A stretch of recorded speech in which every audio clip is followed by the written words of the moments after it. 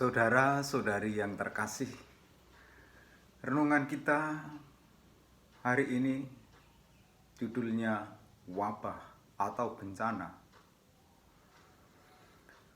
Wabah atau bencana menjadi bagian dari pengalaman manusia.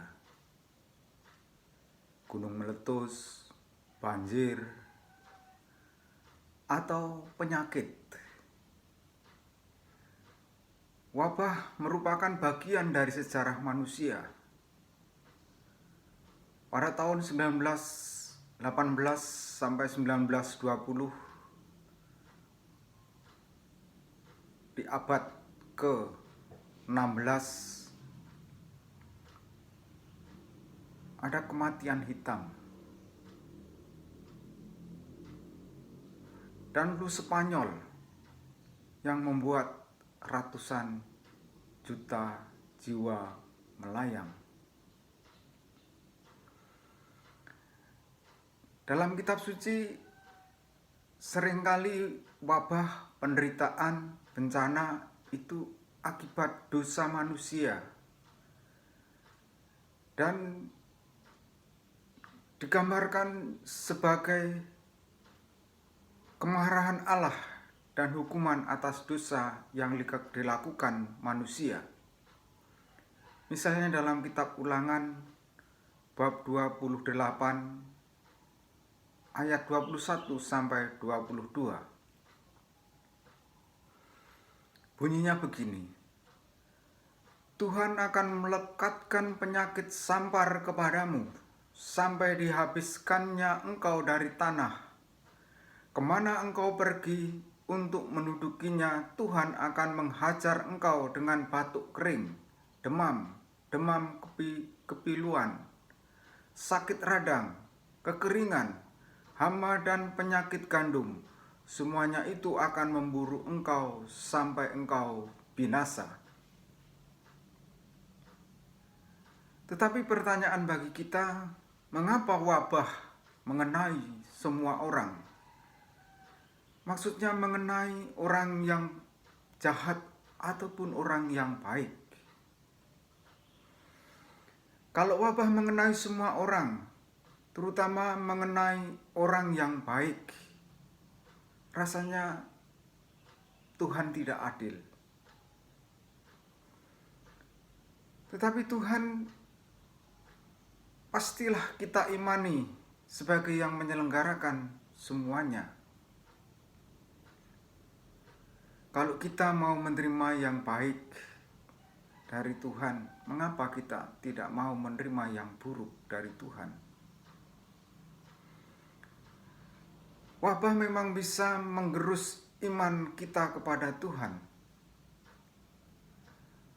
Wabah, bencana, bagian dari peristiwa manusia. Maka kita menghadapi wabah sebagai peristiwa alam, sebagai peristiwa dosa sosial, kesalahan bersama. Tidak ada gunanya kita menyalahkan Tuhan. Tidak ada gunanya kita saling menyalahkan sesama kita dalam menghadapi wabah atau bencana. Dalam menghadapi wabah COVID-19, kita menghayatinya sebagai peristiwa alam. Peristiwa di mana alam sedang menata dirinya sendiri. Bisa jadi wabah muncul karena manusia telah merusak tatanan dan keharmonisan alam yang diatur oleh Allah. Misalnya perusakan hutan dengan meraup uang, dan polusi apapun, polusi udara, polusi tanah, polusi air yang mencemari atau merusak alam, sehingga alam tidak seimbang lagi. Alam sedang menata dirinya lagi.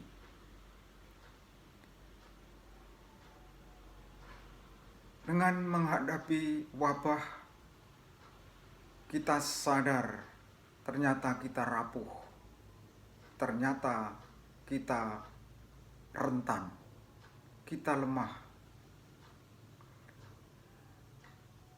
Sayangnya, ketika nafsu, keserakahan, dan kesombongan manusia telah merusak alam dan wabah menjadi tidak terbendung lagi,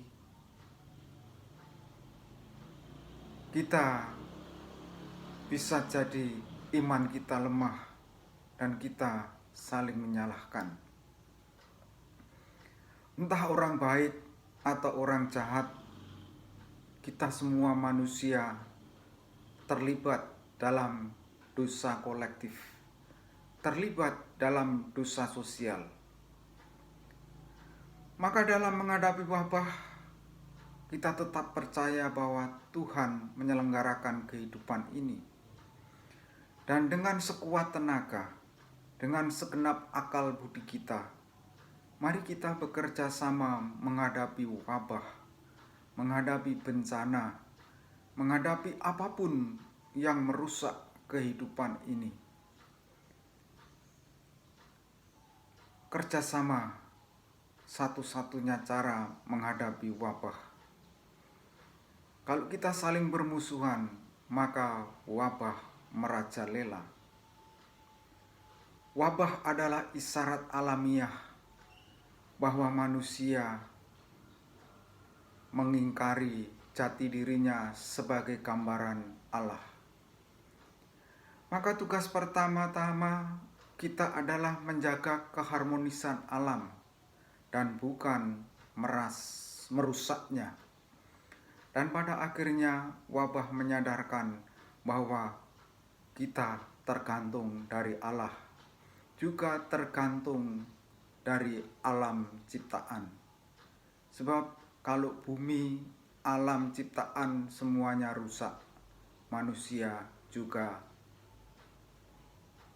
hancur, bisa hancur. Semoga wabah COVID-19 bisa diatasi berkat kerjasama kita dan berkat kekuasaan Tuhan. Tetap sehat, tetap semangat, dan mari kita terus menaruh harapan kepada Tuhan dan bekerja sama menghadapi setiap wabah, setiap bencana yang kita alami. Terima kasih dan Tuhan memberkati kita semua. Amin.